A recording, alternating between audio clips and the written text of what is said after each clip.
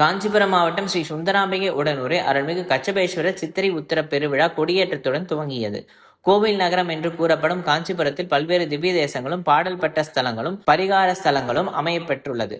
அது மட்டும் இல்லாமல் வருடந்தோறும் பிரம்மோற்சவங்கள் பல்வேறு திருக்கோவில்களில் விமர்சையாக கொண்டாடப்பட்டும் வருகின்றது. காஞ்சிபுரத்தில் புகழ்பெற்ற ஸ்ரீ சுந்தராமைய உடனுரை அருள்மிகு கச்சபேஸ்வரர் திருக்கோவிலில் வருடாந்திர சித்திரை உத்தர திருவிழா கொடியேற்றத்துடன் துவங்கியது. சிறப்பு மலர் அலங்காரத்தில் உற்சவமூர்த்திகள் எழுந்தருள கொடிமரத்திற்கு வேத மந்திரங்கள் முழங்க சிறப்பு பூஜைகள் மேற்கொள்ளப்பட்டு சிவாச்சாரியர்களால் கொடியேற்றப்பட்டது.